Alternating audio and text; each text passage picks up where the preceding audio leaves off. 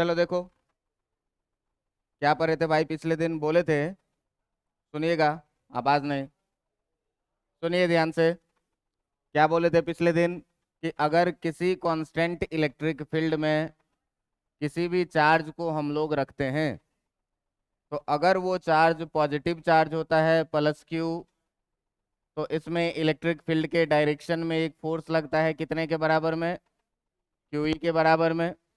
और अगर इस इलेक्ट्रिक फील्ड में किसी नेगेटिव चार्ज माइनस क्यू को रखते हैं, तो इलेक्ट्रिक फील्ड के अपोजिट डायरेक्शन में एक फोर्स लगता है जो भी कितना होता है, क्यू ई के बराबर में। मैं बोला था क्या कि अगर ये फोर्स क्यू ई के बराबर में है और इस चार्ज का मास मान लीजिए कितना है, m, इस चार्ज का मास अगर m है, तो न्यूटन साहब क्या कहते हैं कि F बराबर होता है कितना, ma, है ना। और यहाँ इलेक्ट्रोस्टैटिक फोर्स जो है तुम्हारा वो F बराबर कितना है, QE। तो यहाँ से तुम अगर QE बराबर ma लिखोगे, तो यहाँ एक्सीलरेशन निकालने के लिए तुम्हारे पास कितना आ जाएगा, QE बाई m। अब इस एक्सीलरेशन का डायरेक्शन वही होगा जो फोर्स का डायरेक्शन होगा। मतलब अगर पॉजिटिव चार्ज है तो इलेक्ट्रिक फील्ड के डायरेक्शन में एक्सीलरेट होगा, और अगर नेगेटिव चार्ज है तो इलेक्ट्रिक फील्ड के अपोजिट डायरेक्शन में एक्सीलरेट होगा।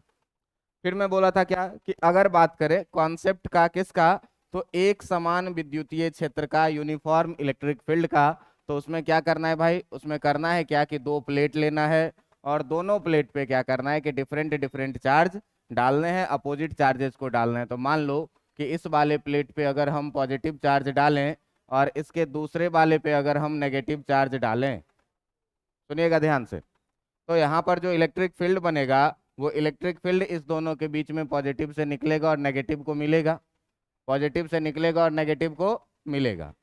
इसमें मैं क्या बोला था आपको कि अगर इस इलेक्ट्रिक फील्ड में आप किसी चार्ज पार्टिकल को डाल दीजिए, इस इलेक्ट्रिक फील्ड में अगर किसी चार्ज पार्टिकल को आप डाल दीजिए, यार मेरे ही टाइम पे क्यों होते हो ऐसा, पहले ही हो जाया करे।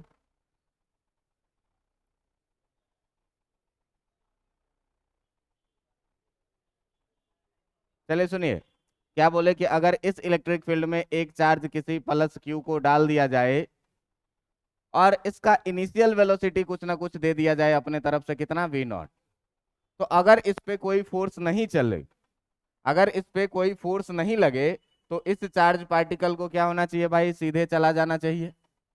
इस चार्ज पार्टिकल को क्या होना चाहिए, सीधे चला जाना चाहिए। लेकिन आप जानते हैं कि पॉजिटिव चार्ज को क्या करेगा, रिपेल करेगा, और नेगेटिव चार्ज पॉजिटिव चार्ज को क्या करेगा, अट्रैक्ट करेगा। तो भाई ये आदमी है एक जो ऐसे चलना चाह रहा है, लेकिन एक आदमी इधर से इसको धक्का दे रहा है और दूसरा आदमी इसको इधर खींच रहा है। इसका मतलब हुआ कि इस पर दो फोर्स लग रहा है जो नीचे की तरफ, तो ये अपने गति के कारण आगे के तरफ तो बढ़ेगा ही बढ़ेगा, साथ में इस बल के कारण क्या होगा, नीचे की तरफ भी आएगा। अब नीचे की तरफ आएगा तो इसमें देखो कि दो चीज है। इस इलेक्ट्रिक फील्ड में अगर बात करें एक्सीलरेशन का, तो एक्सीलरेशन नीचे की तरफ होगा, पॉजिटिव चार्ज है इलेक्ट्रिक फील्ड के डायरेक्शन में, कितना एक्सीलरेशन, ए बराबर क्यू ई बट्टा एम के। ये चीज पता है।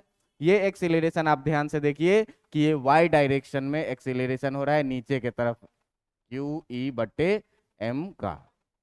ठीक है, इतना चीज पता है। अब आपको मैं क्या बोला था कि अगर मान लीजिए कि यहां से यहां तक का कुछ भी लेंथ है एल, यहां से यहां तक का कुछ भी लेंथ है कितना, एल, और ये यहां से यहां तक का डिस्टेंस अगर मान लिया जाए डी, तो इसमें मोशन का दो डायरेक्शन है। देखो, एक तो पार्टिकल आगे भी बढ़ रही है और दूसरी नीचे भी जा रही है ना।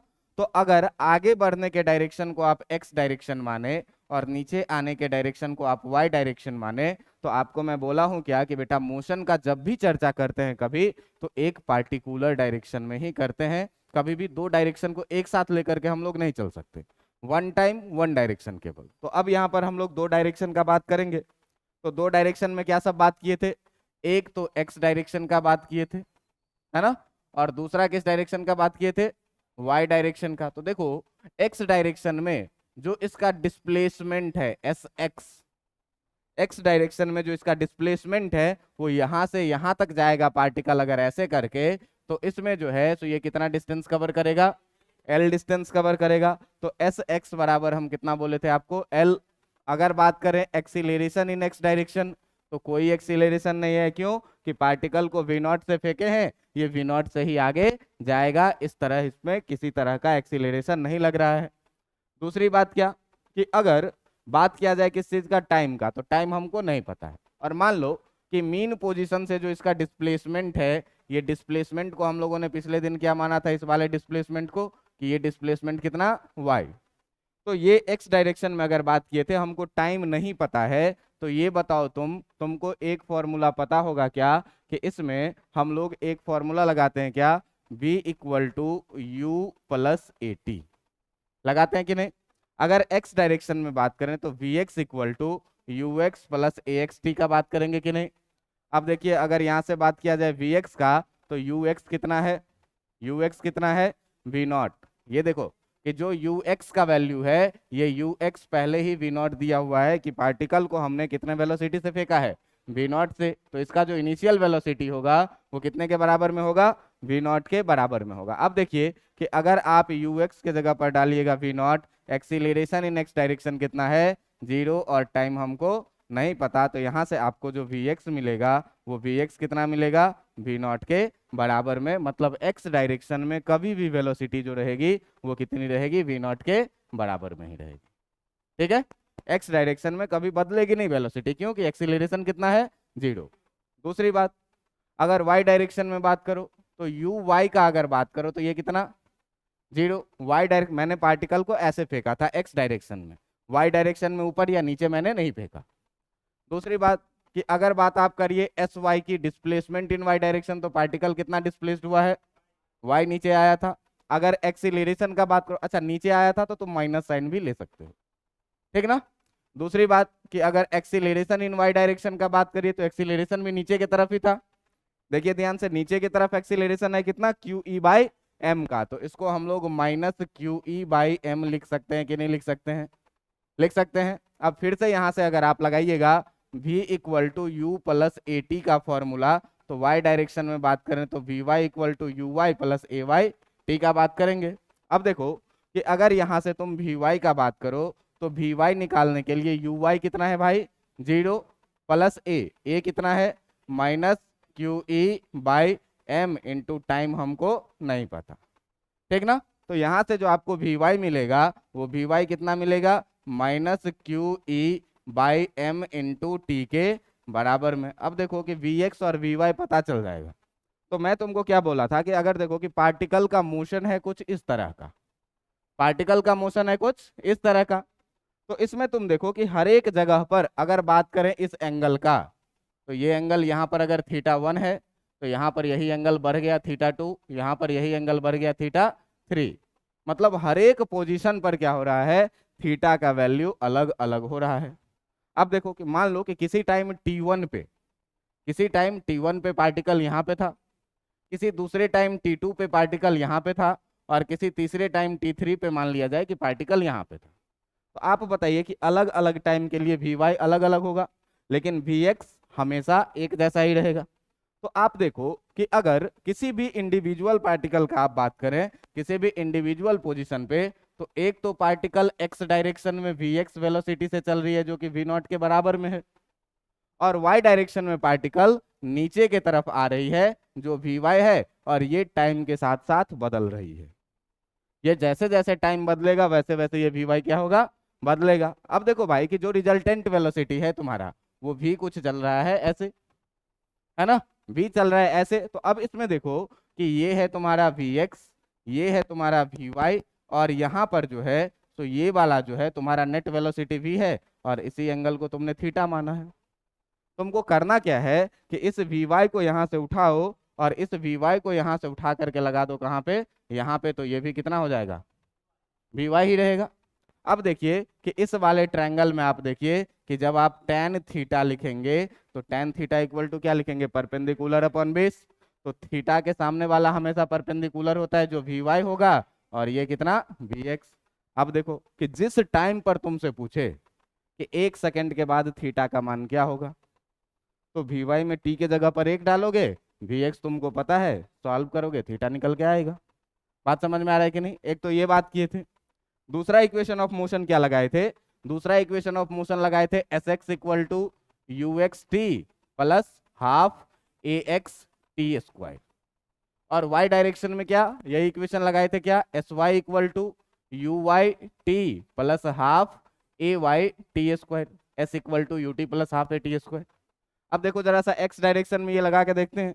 तो x डायरेक्शन में देखो डिस्प्लेसमेंट कितना है, l के बराबर में है ना, l के बराबर में। तो अगर यहाँ से आप बात करिएगा l equal to u x है आपका वी नॉट, टाइम है आपका t प्लस 1/2 ए एक्स है आपका 0 इंटू टी स्क्वायर, ये पूरा जो है कितना हो जाएगा, 0 हो जाएगा। तो यहाँ से l इक्वल टू मिलेगा कितना, वी नॉट इंटू टी, और यहाँ से अगर तुम t निकालने का प्रयास करोगे तो l अपॉन वी नॉट। देखो ये लेंथ भी हमको पता था और कितना वेलोसिटी से इसको हम शुरू में फेंके थे ये भी पता था।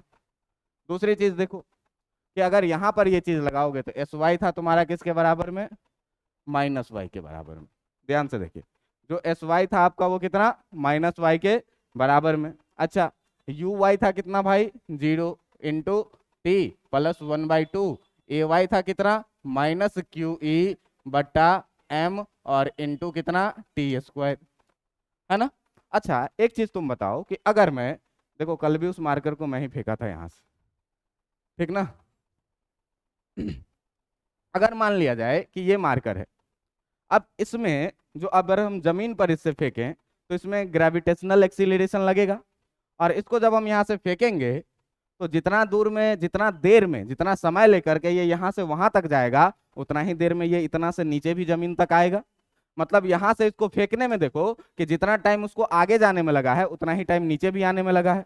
इसका मतलब एक्स डायरेक्शन में बात करें चाहे वाई डायरेक्शन में बात करें, जो टाइम होगा वो दोनों के लिए क्या होगा, इक्वल होगा। टाइम दोनों के लिए क्या होगा, इक्वल होगा। तो भाई जब टाइम दोनों के लिए इक्वल होगा तो यहाँ पर माइनस वाई इक्वल टू ये पूरा टर्म 0 हो जाएगा। कितना लिखोगे, 1/2 into minus q e by m into t square. तो टी स्क्वायर के जहाँ यहाँ एल अपॉन वी नॉट रख सकते हैं कि नहीं, तो जब एल अपॉन वी नॉट रखोगे यहाँ पर तो एल अपॉन वी नॉट का स्क्वायर होगा, और ये तुम्हारा निकल के आ जाएगा -1/2 q e by m into l square upon v naught का स्क्वायर। जरा सा ध्यान से देखो, ये माइनस वाई आया, माइनस से minus cancel, y equal to कितना आएगा, 1/2 q e l square upon m v naught का स्क्वायर। यही दो क्वेश्चन बनता था, एक तो डिस्प्लेसमेंट निकालिए कि कितना डेविएट हुआ है पार्टिकल, और दूसरा थीटा निकालिए। थीटा तो पहले निकाल चुके।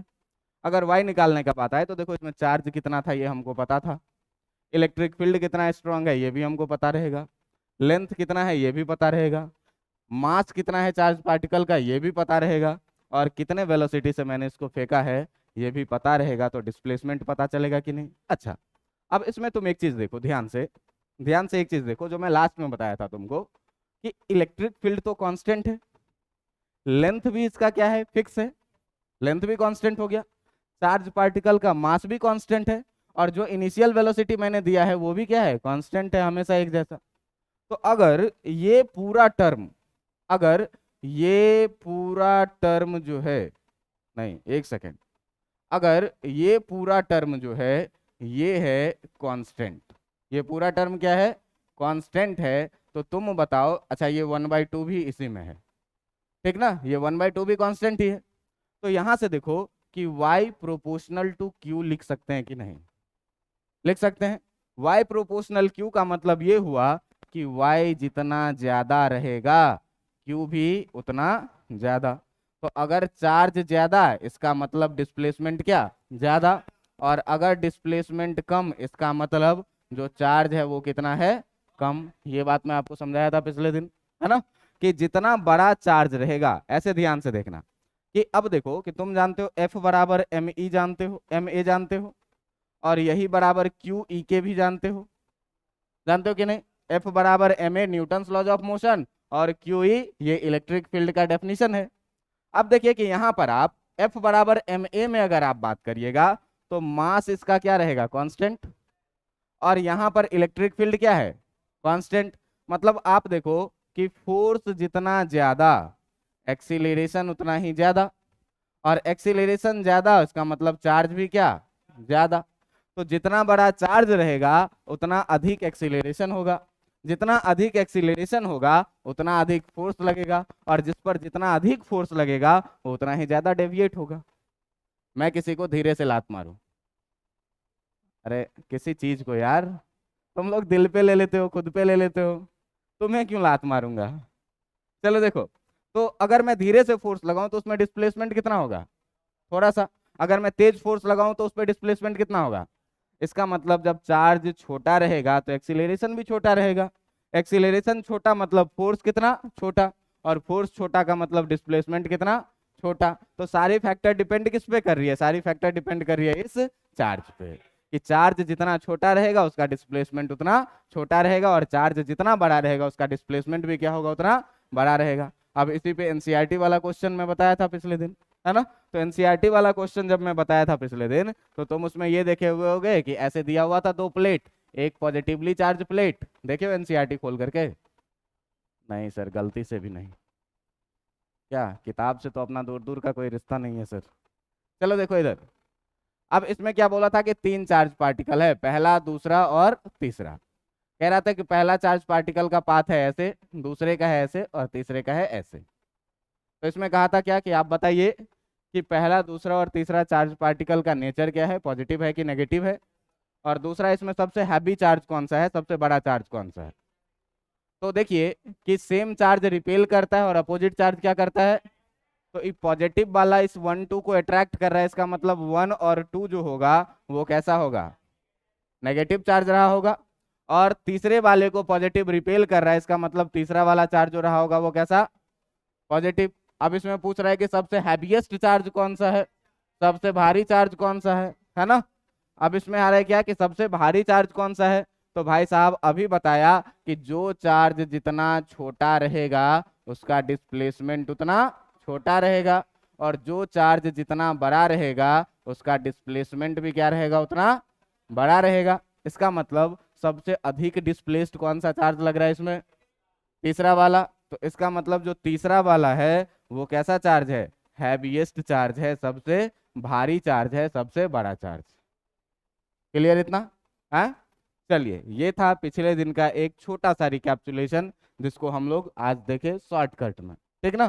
किसी चीज को देखो, कोई पॉइंट होता है, कोई चीज ऐसी होती है ना जो एक बार में बिल्कुल समझ में नहीं आती है, पहली बार पढ़ रहे हो, है ना। तो बहुत सारा कॉन्सेप्ट होगा जो एक बार में नहीं, हम लोग तुमको बता दे रहे हैं, ईमानदारी से बता दे रहे हैं।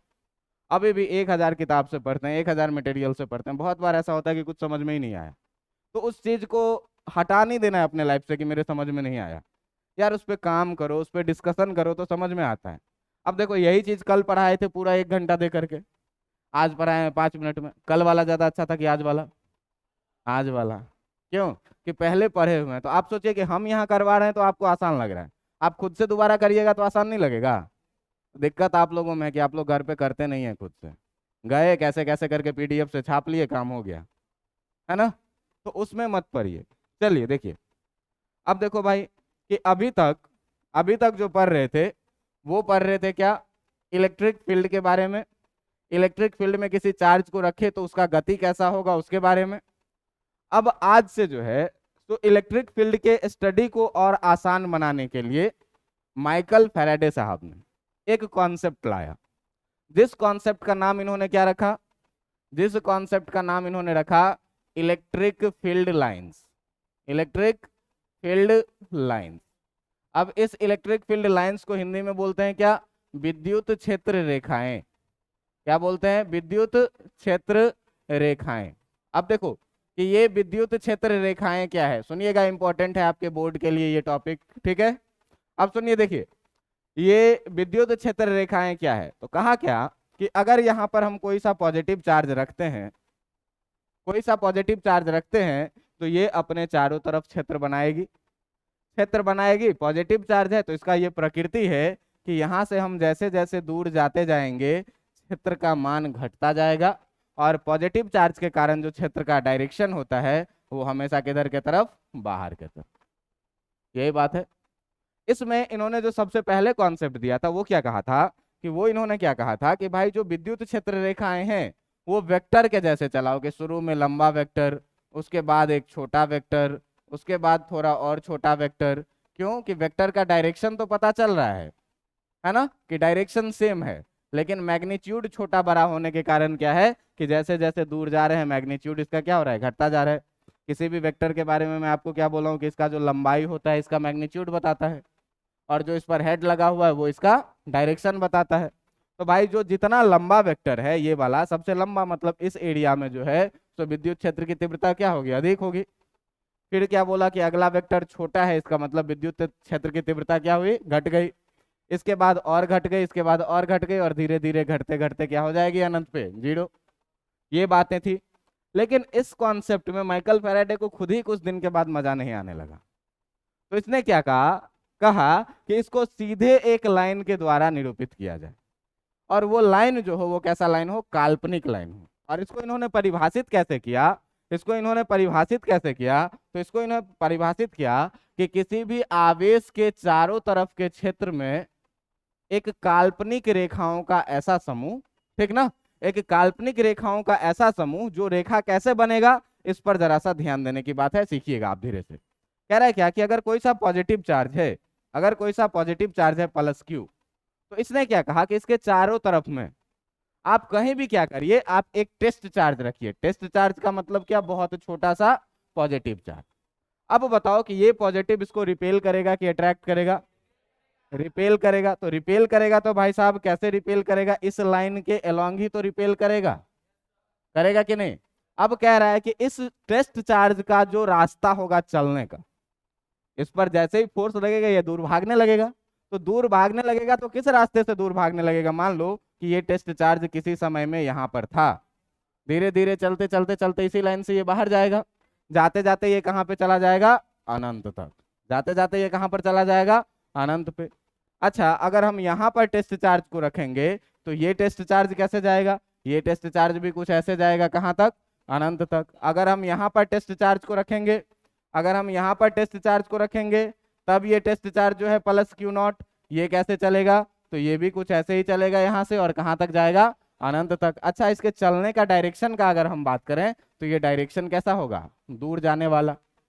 तो इन्होंने क्या कहा कि क्षेत्र के चारों तरफ में आप क्या करिए, टेस्ट चार्ज को रख दीजिए, और टेस्ट चार्ज के गति का जो रास्ता होगा उसी रास्ते को आप काल्पनिक रेखा मान लीजिए, और वही जो सारी काल्पनिक रेखाओं का समूह होगा इसी को हम लोग क्या बोलेंगे, विद्युत क्षेत्र रेखाएं बोलेंगे। बात समझ में आई कि नहीं।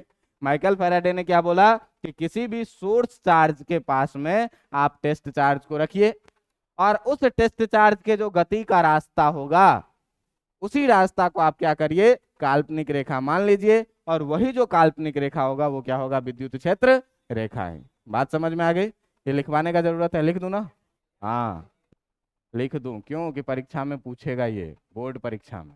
ठीक है, तो विद्युत क्षेत्र की रेखा में क्या बोला, बोला कि यह एक ऐसी काल्पनिक रेखा है। सबसे पहले क्या कि विद्युत क्षेत्र रेखा के बारे में क्या बोला कि विद्युत क्षेत्र रेखाएं, विद्युत क्षेत्र रेखाएं काल्पनिक रेखा है। कैसा रेखा है, काल्पनिक। ये रियल नहीं होता है, इमेजिनरी होता है, जो हम लोग बस मान लेते हैं। क्या है, काल्पनिक रेखाएं हैं, काल्पनिक रेखाएं हैं। जो रेखाएं, जो रेखाएं, जो रेखाएं किसी भी, जो रेखाएं किसी भी आवेश के, किसी भी आवेश के अगल बगल रखे, किसी भी आवेश के अगल बगल रखे टेस्ट चार्ज, टेस्ट चार्ज को क्या बोलते हैं, परीक्षण आवेश। क्या बोलते हैं, अगल बगल रखे परीक्षण आवेश के गति का, गति का रास्ता होता है, गति का रास्ता होता है, तथा इसकी दिशा, तथा इसकी दिशा, तथा इसकी दिशा जो होती है वो गति के दिशा में ही होती है, गति के दिशा में होती है। देखिए तो एक बार पढ़ के आप लोग, क्या लिखा हुआ है, लिखा हुआ है क्या कि विद्युत क्षेत्र रेखाएं काल्पनिक रेखा हैं, जो रेखाएं किसी भी आवेश के अगल बगल रखे परीक्षण आवेश के गति का रास्ता होता है, तथा इसकी दिशा गति के दिशा में है, नहीं होता है, लिखिए तो ज्यादा अच्छा रहेगा, है ना, गति के दिशा में होता है। अब देखो बेटा, सुनोगे ध्यान से जरा सा, कि ये हुई क्या, विद्युत क्षेत्र रेखा। बस बिल्कुल छोटा सा इसका डेफिनेशन है क्या, कि किसी भी आवेश के चारों तरफ ये कैसी रेखाएं हैं, काल्पनिक रेखाएं हैं। इसको जरा सा ध्यान में रखिएगा कि ये रेखाएं हमेशा कैसी रेखाएं होगी, काल्पनिक रेखा होगा। और ये किसी भी परीक्षण आवेश के गति के दिशा में होगा, और उसका डायरेक्शन भी क्या होगा, परीक्षण आवेश के जो गति का दिशा रहेगा उसी दिशा में। अब जरा सा ध्यान देना, कि ध्यान देना क्या, कि मान लो कि कोई सा टेस्ट चार्ज है। तो टेस्ट चार्ज है, तो यहां पर लिखो कि विलगित धन आवेश के कारण, विलगित धन आवेश के कारण, धन आवेश के कारण विद्युत क्षेत्र रेखाएं, धन आवेश के कारण विद्युत क्षेत्र रेखाएं। ध्यान दीजिएगा कि ये विद्युत क्षेत्र रेखाएं धन आवेश के कारण कैसा होगा। तो इसको जरा सा देखना कि विद्युत क्षेत्र रेखाएं धन आवेश के कारण कैसा होगा इसको। तो मान लो क्या, कि एक ये धन आवेश है यहाँ पे रखा हुआ, और इस पे जो चार्ज है वो चार्ज है क्या, प्लस क्यू। ठीक है, इस पे जो धन आवेश है वो क्या है, प्लस क्यू। अच्छा एक बात बताओ, कि अगर इसके अगल बगल में हम कहीं भी टेस्ट चार्ज रखेंगे, तो ये टेस्ट चार्ज को अट्रैक्ट करेगा कि रिपेल करेगा, रिपेल करेगा। तो भाई साहब आप ये बताइए कि इसके चारों तरफ अगर मैं रेखा बनाऊं, इसके चारों तरफ मैं अगर रेखा बनाऊं, तो ये रेखा तो सीधी रेखाएं कुछ इस तरह से ही बनेगी। जो रेखाएं बनेगी सीधी रेखाएं, वो कुछ इस तरह से बनेगी, है ना। जो रेखाएं बनेगी वो कुछ इस तरह से बनेगी। अच्छा एक बात बताओ, कि जब ये टेस्ट चार्ज को दूर भगाएगा, जब ये टेस्ट चार्ज को दूर भगाएगा भाई, जब ये टेस्ट चार्ज को दूर भगाएगा, तो इस पे एरो किधर के तरफ लगेगा, अंदर के तरफ कि बाहर के तरफ। क्योंकि विद्युत क्षेत्र रेखा का जो दिशा होता है वो आवेश के गति का ही दिशा होता है।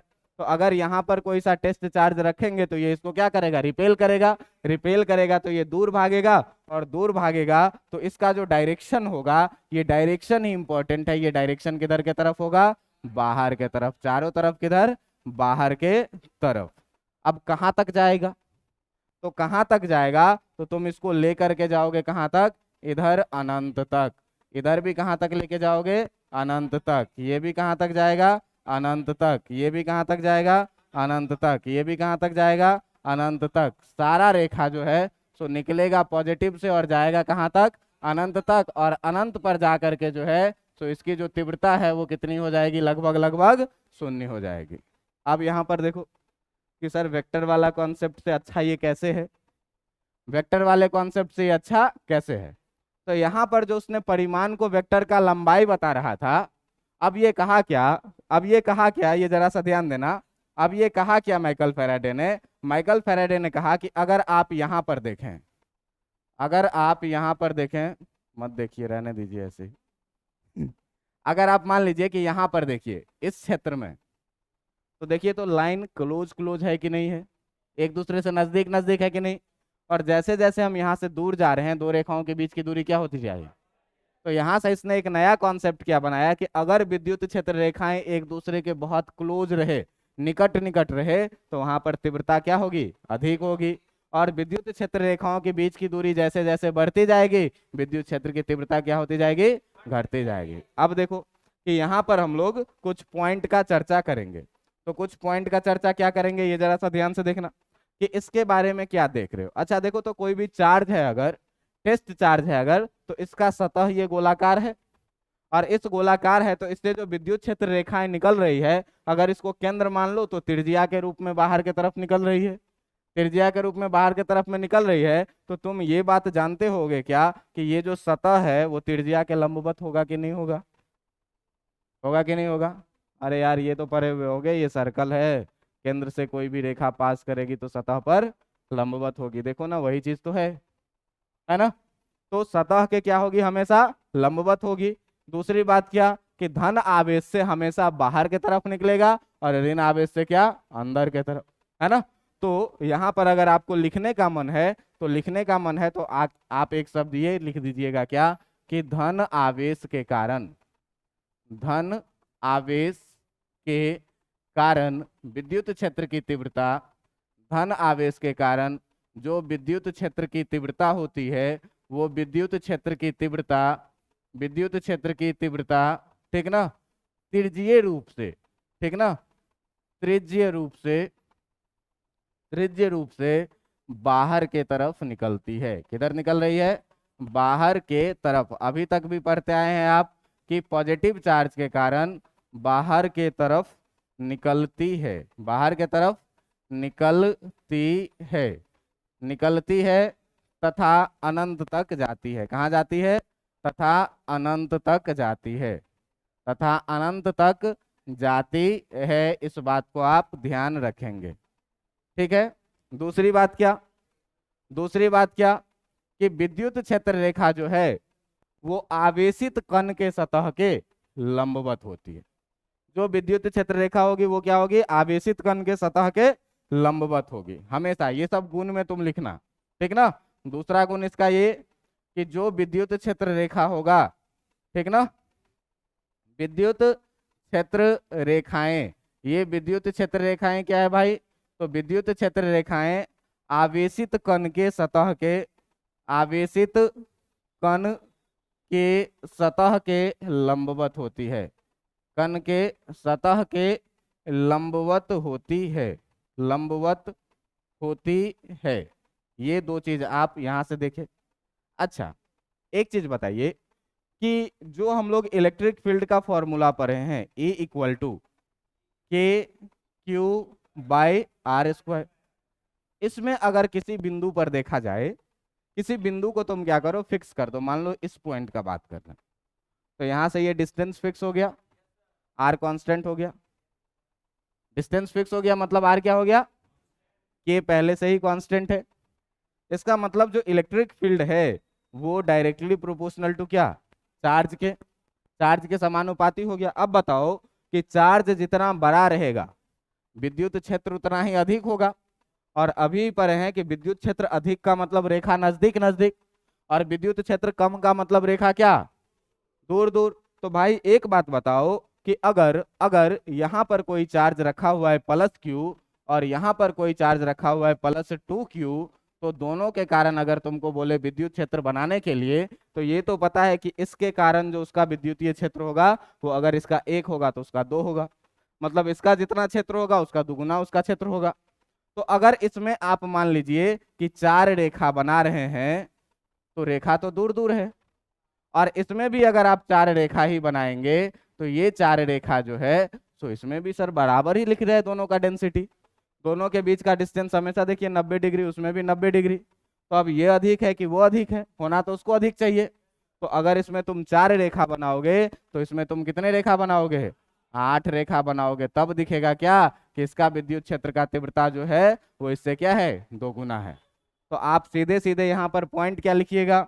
आप सीधे सीधे जो है सो यहाँ पर पॉइंट क्या लिखिएगा? इस पॉइंट को जरा सा ध्यान दीजिएगा कि ये पॉइंट आप क्या लिखिएगा, जो ये पॉइंट आप क्या लिखिएगा, जो इस पर थोड़ा सा ध्यान दीजिए। ये पॉइंट आप क्या लिखिएगा, जो इस पर ध्यान दीजिएगा। कहिएगा कि किसी आवेश से निकलने वाली या किसी आवेश में मिलने वाली, किसी आवेश से निकलने वाली या किसी आवेश में मिलने वाली, किसी आवेश से निकलने वाली या किसी आवेश में मिलने वाली, क्या हो रहा है यार? यहाँ लग जा, साथ ही है, 1 मिनट गया है ना। चलो इसको 8 बना दो, ऊपर में है। चलो देखो, अब यहाँ पर एक पॉइंट आप क्या लिखिएगा? यहाँ पर आप पॉइंट लिखिएगा क्या कि किसी आवेश से, ध्यान देना ये बहुत इंपॉर्टेंट पॉइंट है, किसी आवेश से निकलने वाली या मिलने वाली, अपनी वाली सर, या मिलने वाली विद्युत क्षेत्र रेखाएं, जो विद्युत क्षेत्र रेखाएं होती है, ध्यान देना, जो विद्युत क्षेत्र रेखाएं होती है, ये विद्युत क्षेत्र रेखाएं जो है वो समानुपाती होता है किस चीज का? आवेश के परिमाण का। किस चीज का? आवेश के परिमाण का। मतलब जितना ज्यादा आवेश होगा, ठीक ना, उतना ज्यादा क्षेत्र रेखा बनेगा। जितना कम आवेश रहेगा उतना कम क्षेत्र रेखा बनेगा। मतलब यहाँ Q था तो यहाँ 2Q, तो यहाँ 4, तो वहां कितना? अगर इसी को 3Q कर देते तो, अगर इसको 3Q कर देते तो 12 बनता। समझ में आ रहा है ना बात? तो ये चीज ध्यान में देना है। क्यों? कि अभी जान रहे हैं क्या कि इलेक्ट्रिक फील्ड जो है वो चार्ज के डायरेक्टली प्रोपोर्शनल हो रहा है, समानुपाती हो रहा है। तो जितना ज्यादा चार्ज रहेगा उतना ज्यादा इलेक्ट्रिक फील्ड बनेगा। और अभी पढ़े हैं कि विद्युत क्षेत्र रेखाएं जितने करीब करीब रहती है, जितने करीब करीब रहती है, जितनी भीड़ लगाई हुई रहती है, जितना ज्यादा भीड़ उतना ज्यादा विद्युत क्षेत्र की तीव्रता। तो भीड़ यहाँ पर ज्यादा है कि यहाँ पर ज्यादा है? वहां पर ज्यादा है। तो वहां पर ज्यादा है, इसका मतलब विद्युत क्षेत्र की तीव्रता वहां क्या है? ये सेटिस्फाइड हो रहा है कि नहीं? अगर यहाँ पर बनाए तो यहाँ पर कितना लाइन बनाओगे? यहाँ पर कितना लाइन बनाओगे? 12 लाइन बनाओगे, है ना? यहाँ पर कितना लाइन बनाओगे? 12 गिन लेना, 12 हो जाएगा, ठीक ना? सबका डायरेक्शन किधर रहेगा? पॉजिटिव चार्ज है तो बाहर के तरफ, पॉजिटिव चार्ज है तो किधर के तरफ? बाहर के तरफ। अब बताओ तीनों में सबसे ज्यादा भीड़ कहाँ पर है? तो सबसे ज्यादा भीड़ है कहाँ पे भाई? उस वाले के पास, है ना? इसका मतलब अगर इसको तुम ए बोलोगे, अगर इसको तुम बी बोलोगे और इसको तुम अगर सी बोलोगे, तो ये बताओ कि इलेक्ट्रिक फील्ड ए का, इलेक्ट्रिक फील्ड बी का और इलेक्ट्रिक फील्ड सी का सबसे ज्यादा किसका होगा और सबसे कम किसका होगा? क्योंकि सी के पास सबसे ज्यादा रेखाओं का क्या है?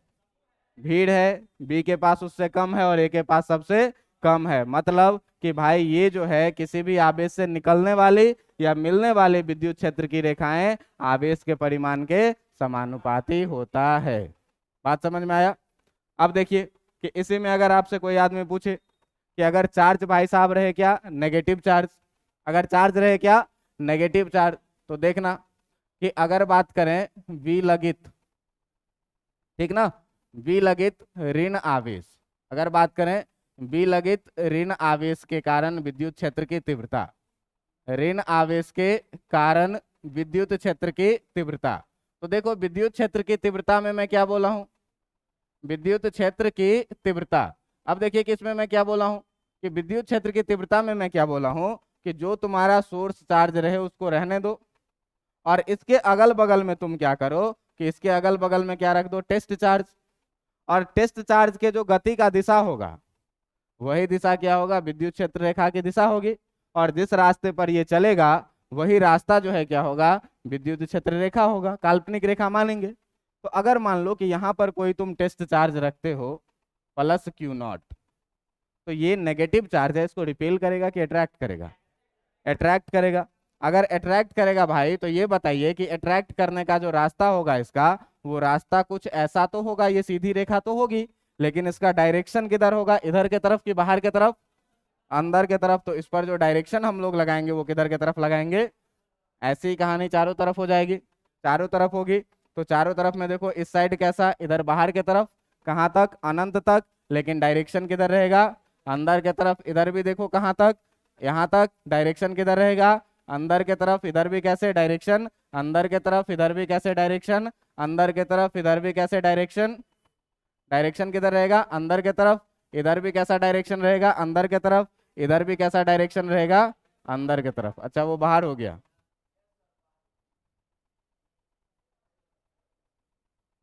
अगर बाहर हो गया तो इसको कर दो अंदर के तरफ। तो हमेशा ये बात ध्यान में रखना है क्या कि पॉजिटिव चार्ज और नेगेटिव चार्ज में लग तो रहा है सर एक ही जैसा, बस एरो का फर्क है कि पॉजिटिव चार्ज से बाहर के तरफ निकल रहा है और नेगेटिव चार्ज से अंदर के तरफ। तो इस दो गुण के बाद, जो दो गुण मैंने पहले लिखा था, दो गुण नहीं अब तीन गुण हो गया, पहला दूसरा वहां और तीसरा वाला यहाँ। अब अगर चौथे गुण का बात करें तो चौथा गुण में हम लोग ये लिखेंगे क्या कि विद्युत क्षेत्र रेखा धन आवेश से हमेशा निकलती है और ऋण आवेश में जाके मिलती है।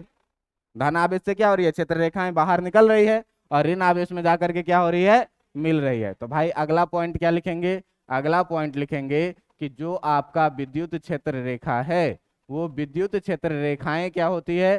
तो विद्युत क्षेत्र रेखाएं धन आवेश से निकलती है, धन आवेश से निकलती है तथा ऋण आवेश में जाकर मिलती है, निकलती है तथा ऋण आवेश में जाकर क्या होती है?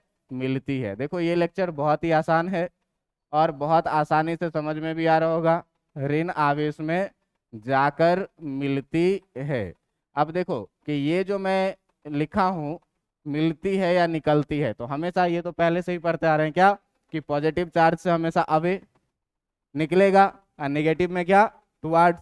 तो आप यहाँ पर देखिए इस प्रॉपर्टी में, कि इस प्रॉपर्टी में क्या लिखा हुआ है कि किसी आवेश से निकलने वाली, मतलब वो आवेश धन आवेश होगा, या मिलने वाली, ऋण आवेश होगा तो मिलने वाली, और धन आवेश होगा तो निकलने वाली जो विद्युत क्षेत्र रेखाएं होती है वो आवेश के परिमाण के क्या होती है, समानुपाती। मतलब जितना बड़ा चार्ज रहेगा उतना ज्यादा लाइन्स उसमें से बाहर निकलेगा। बात समझ में आ रही है?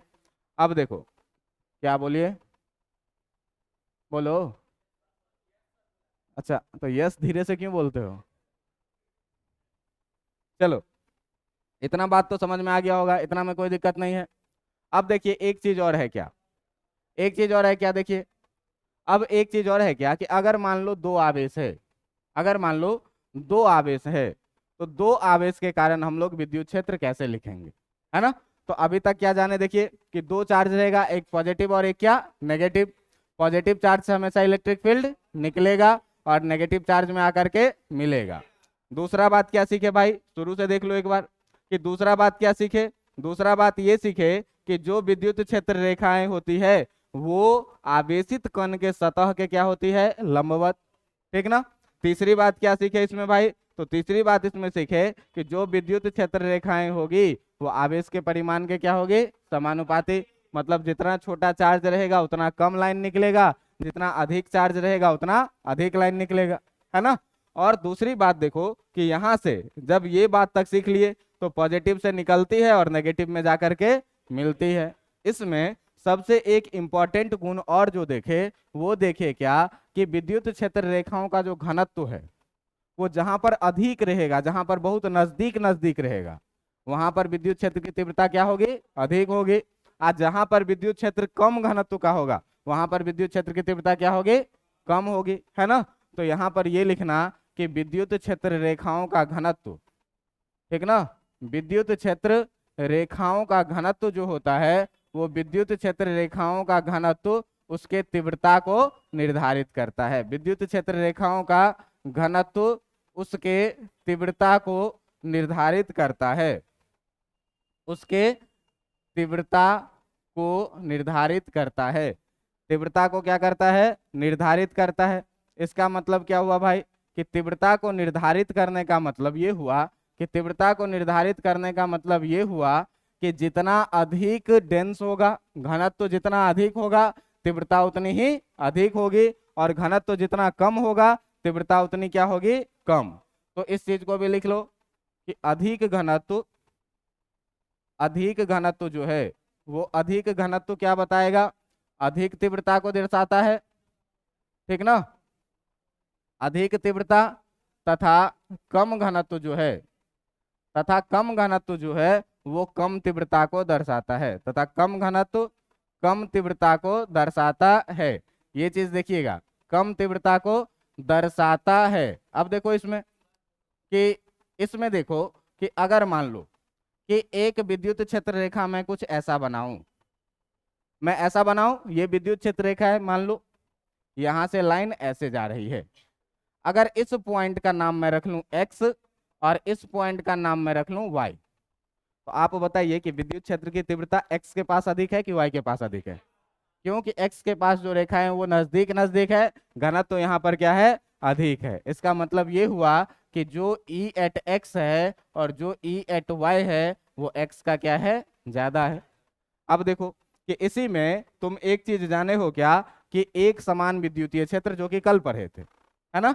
क्या पढ़े थे आप, एक समान विद्युतीय क्षेत्र। देखिए अब एक समान विद्युतीय क्षेत्र का अगर बात करें, एक समान विद्युतीय क्षेत्र, तो एक समान विद्युतीय क्षेत्र के बारे में आप क्या पढ़ रहे हैं भाई, कि विद्युत क्षेत्र की तीव्रता हर जगह क्या रहेगी, एक समान रहेगी, है ना? क्या पढ़े उसमें, कि विद्युत क्षेत्र की तीव्रता हर जगह क्या रहेगी, एक समान रहेगी, है ना? विद्युत क्षेत्र की तीव्रता हर जगह क्या रहेगी, एक समान। विद्युत क्षेत्र की तीव्रता तीव्रता हमेशा एक समान रहेगी। अब देखो हमेशा एक समान रहने का मतलब क्या, एक समान रहेगी। अब इसका मतलब क्या हो गया, कि अगर मान लो कि मैं कहीं पर विद्युत क्षेत्र रेखा बना रहा हूं, मैं अगर कहीं पर विद्युत क्षेत्र रेखा बना रहा हूं, तो ये देखो कि जो विद्युत क्षेत्र रेखाएं हैं वो एक दूसरे के समानांतर है, जो विद्युत क्षेत्र रेखा है वो क्या है, एक दूसरे के समानांतर भी है, और विद्युत क्षेत्र रेखाएं एक दूसरे के समानांतर भी है, और एक दूसरे के बीच की दूरी भी क्या है, एक जैसा है। अब तुम बोलो कि अगर मैं यहाँ पर एक पॉइंट लूं x और एक पॉइंट लूं y, तो बताओ कि ex और ey में क्या संबंध है। दोनों क्या है, बराबर। इसमें अगर हम कहीं भी पॉइंट लें z, तो ये किसके बराबर हो जाएगा, ई जेड के, ठीक ना। तो समानांतर रेखाएं जो होगी, जो रेखाएं समानांतर होगी, ठीक ना, समानांतर क्षेत्र रेखाएं, समानांतर क्षेत्र रेखाएं जिनके मध्य की दूरी एक समान हो, जिनके मध्य की दूरी एक समान हो, जिसके बीच की दूरी क्या हो, एक समान हो, वो दिखाती है क्या, वो एक समान विद्युतीय क्षेत्र को दर्शाती है, वो एक समान विद्युतीय क्षेत्र को दर्शाती है। अब देखो, एक समान विद्युतीय क्षेत्र को दर्शाने के लिए क्या मतलब हुआ इसका, कि रेखाएं जो होनी चाहिए वो होनी चाहिए क्या, कि भाई साहब एक तो समानांतर होना चाहिए, और दूसरी चीज ये होनी चाहिए कि इस दो रेखाओं के बीच की जो दूरी है, यहाँ जितना होगा यहाँ भी उतना ही होगा, यहाँ भी उतना ही होगा। अगर समानांतर रेखा खींचे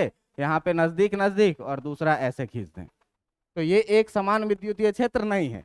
यहाँ पर आप बात करिएगा x का और यहाँ पर आप बात करिएगा y का, तो यहाँ पर ex ey के बराबर में नहीं है, तो इसको हम लोग एक समान विद्युतीय क्षेत्र रेखा नहीं कहेंगे। यहाँ पर दो कंडीशन होना चाहिए क्या, एक तो रेखाएं समानांतर होनी चाहिए, और दूसरी कि दो समानांतर रेखाओं के बीच की दूरी हमेशा क्या होनी चाहिए, एक समान होनी चाहिए, तब हम लोग इस विद्युतीय क्षेत्र को क्या कहेंगे, एक समान विद्युतीय क्षेत्र कहेंगे।